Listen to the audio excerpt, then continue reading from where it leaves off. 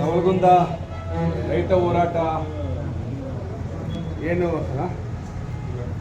ವೇದಿಕೆ ಇದೆ, ವೇದಿಕೆಯಲ್ಲಿ ಇವತ್ತು ನಾನು ಕೂಡ ರೈತರ ಪರವಾಗಿ ಮಾತಾಡಲಿಕ್ಕೆ ಅವಕಾಶ ಕೊಟ್ಟದಕ್ಕೆ ತಮಗೆಲ್ಲರಿಗೂ ಕೂಡ ನಾನು ಧನ್ಯವಾದಗಳು. ಮೊದಲನೇದಾಗಿ ಕೋನ್ ರೆಡ್ಡಿ ಅವರು ಇತ್ತೀಚಿನ ದಿನಗಳಲ್ಲಿ ನಾನು ಅವ್ರನ್ನ ಭೇಟಿಯಾಗಿ ನನ್ನ ಫೋನ್ ಮುಖಾಂತರ ಅವ್ರು ಕೇಳಿ ಸಂಪೂರ್ಣವಾಗಿ ಮಾದಾಯಿ ಕಳಸಾ ಬಂಡೂರಿ ಹೋರಾಟದ ಹಿನ್ನೆಲೆಯಲ್ಲಿ ನಾನು ನಮ್ಮ ಸಿನಿಮಾದ ನಿರ್ದೇಶಕರು ಎಲ್ಲ ಕುಂತ್ಕೊಂಡು ಚರ್ಚೆ ಮಾಡಿದ್ವಿ. ಇವ್ರು ಕರೆಸಿ ನಾವು ಸಿನಿಮಾ ಮಾಡ್ತಾ ಇದ್ದೀವಿ. ಅದು ಉತ್ತರ ಕರ್ನಾಟಕದ ನೀರಾವರಿ ಸಮಸ್ಯೆ ಕುರಿತು ಸಿನಿಮಾ ಮಾಡ್ತಾ ಇದ್ದೀವಿ, ನೀವೆಲ್ಲ ಮಾಹಿತಿ ಕೊಡಬೇಕು ಅಂತ ಹೇಳಿದಾಗ ಕೋನ್ ರೆಡ್ಡಿ ಅವರು ಬಂದು ನಮ್ಮ ಮನೆಗೂ ಬಂದರು, ಆಫೀಸಿಗೆ ಬಂದರು, ನಾವು ಎಲ್ಲ ಚರ್ಚೆ ಮಾಡಿದ್ದೀವಿ. ಸಿನಿಮಾ ಈಗ ಪ್ರಾರಂಭನೂ ಮಾಡಿದ್ದೀವಿ. ಸಿನಿಮಾದ ಹೆಸರು ಕರ್ನಾಟಕ ಬಲಂ ಅಜೇಯಂ ಅಂತ.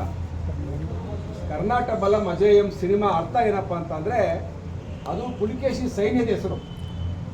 ಏನು ಬಾದಾಮಿ ಇಡೀ ದೇಶ ಆದಂಥ ಪುಲಿಕೇಶಿ ಸಾಮ್ರಾಜ್ಯದ ಸೈನ್ಯದ ಹೆಸರು ಅದು. ಆ ಸೈನ್ಯಕ್ಕೆ ಸೋಲೇ ಇಲ್ಲ ಅಂತ, ಅದಕ್ಕೆ ಕರ್ನಾಟಕ ಬಲಂ ಅಜೇಯಂ ಅಂತ ಟೈಟ್ ಇಟ್ಟಿದ್ದೀವಿ.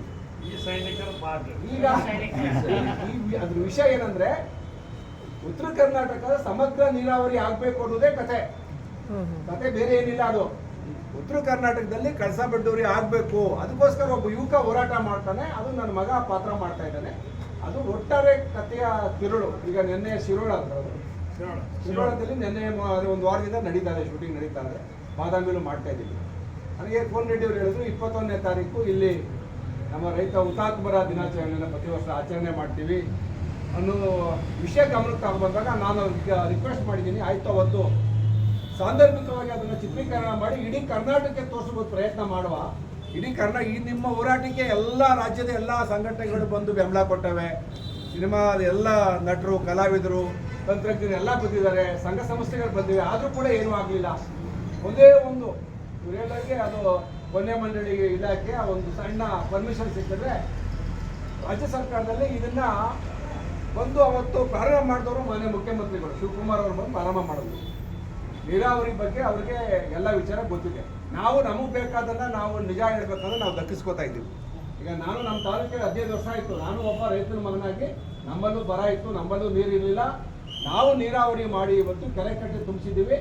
ಇವತ್ತು ನನಗೆ ಇಡೀ ತಾಲೂಕಲ್ಲಿ ನಾನು ಕೋನ್ ರೆಡ್ಡಿ ಅವ್ರಿಗೂ ಹೇಳಿದೆ, ಅತಿ ಹೆಚ್ಚು ಹಾಲು ಕರೀದು ಅಂದರೆ ನಮ್ಮ ತಾಲೂಕು 3.5 ಲಕ್ಷ ಲೀಟ್ರ್ ಹಾಲು ಕರಿತೀವಿ. ನೀರಾವರಿ ಆದ್ರಿಂದನೇ ರೈತ ಅಭಿವೃದ್ಧಿ ಆಗೋದು, ನೀರಾವರಿ ಇದ್ದರೆ ರೈತನಿಗೆ ಅನುಕೂಲ ಆಗೋದು.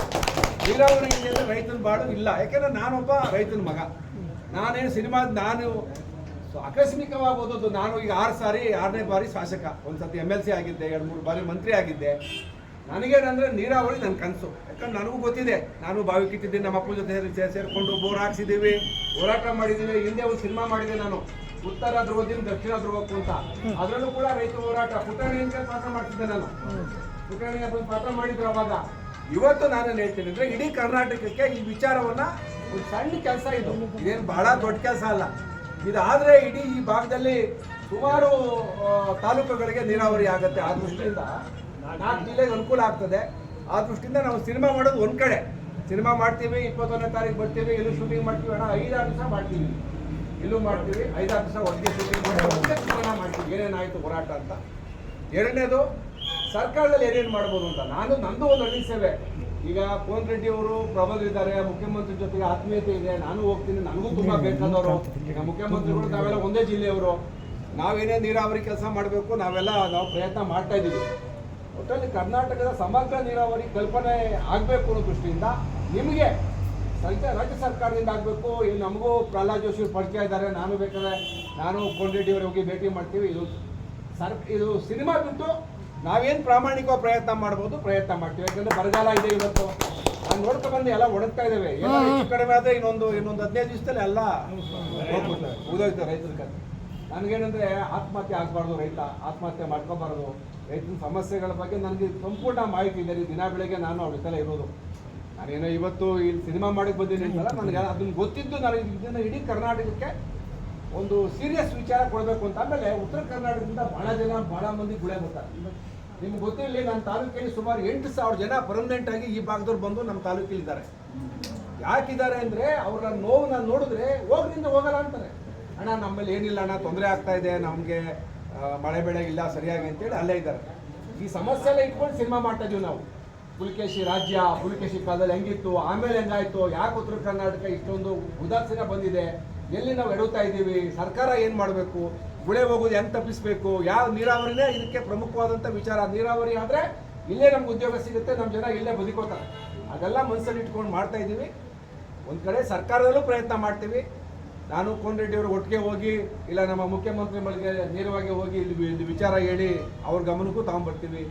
ಜೋಶಿ ಅವ್ರನ್ನೂ ಪ್ರಯತ್ನ ಪಡುವ. ನೀವೆಲ್ಲ ಭಾಳ ಜನ ಇದಕ್ಕೆ ಹೋರಾಟ ಮಾಡಿದ್ದೀರಿ, ನೊಂದಿದ್ದೀರಿ, ಆತ್ಮಹತ್ಯೆ ಮಾಡ್ಕೊಂಡಿದ್ದೀರಿ, ಎಲ್ಲ ಥರ ಅನುಭವಿಸಿದ್ದೀವಿ. ಯಾಕೆಂದರೆ ಜೀವನದಲ್ಲಿ ಕಷ್ಟ ಬರೋದು ಮಳೆ ಚಳಿ ಗಾಳಿಗೆ ಎದೆಯೊಡ್ಡಿ ಕೆಲಸ ಮಾಡೋದು ನಮ್ಮ ರೈತನೇ. ಬೇರೆ ಯಾವ ಆಫೀಸರ್ ಯಾವ ಸಮುದಾಯನೂ ಮಾಡೋದಿಲ್ಲ.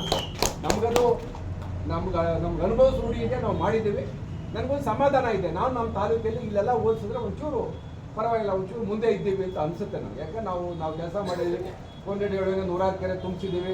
ಅಂಥವ್ರಿಗೆಲ್ಲ ಜಾಸ್ತಿ ಆಗುತ್ತೆ. ನಮ್ಮಲ್ಲಿ ಸುಮಾರು ಒಂದು 25-30 ಸಾವಿರ ಬೋರ್ವೆಲ್ ಇದೆ ನಮ್ಮ ತಾಲೂಕಲ್ಲಿ.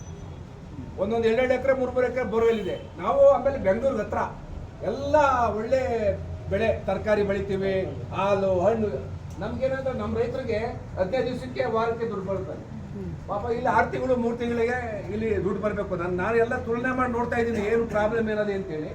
ಆಯ್ತು ಇರಲಿ, ಹೋರಾಟ ಮಾಡೋಣ. ನನಗನ್ಸುತ್ತೆ ನಿಮ್ಮೆಲ್ಲ ಹೋರಾಟದ ಶ್ರಮ ಈ ಯೋಜನೆ ಆಗ್ತದೆ ಅನ್ನೋ ಒಂದು ಭರವಸೆ ವಿಶ್ವಾಸ ನನಗಿದೆ. ಇದು ಯೋಜನೆ ಆಗಲಿ ಅಂತೇಳಿ ಕೂಡ ನಾನು ಕೂಡ ಆಶಿಸ್ತೀನಿ. ಸಿನಿಮಾದ ಮುಖಾಂತರ ಇಡೀ ಕರ್ನಾಟಕಕ್ಕೆ ಈ ಯೋಜನೆ ಇಟ್ಕೊಂಡೇ ಸಿನಿಮಾ ಮಾಡ್ತಾ ಇದ್ದೀನಿ. ನಾನೇನು ಈ ಸಿನಿಮಾ ಕಥೆನೇ ಅದು ಉತ್ತರ ಕರ್ನಾಟಕದ ಸಮಸ್ಯೆ ಇಟ್ಕೊಂಡೇ ಸಿನಿಮಾ ಮಾಡ್ತಾ ಇದ್ದೀನಿ. ಹಾಗಾಗಿ ನಿಮ್ಮೆಲ್ಲರ ಸಹಕಾರ ಇಲ್ಲಿ 21ನೇ ತಾರೀಕಿಂದ ಒಂದು ವಾರ ಇಲ್ಲೇ ಶೂಟಿಂಗ್ ಮಾಡ್ತೀವಿ.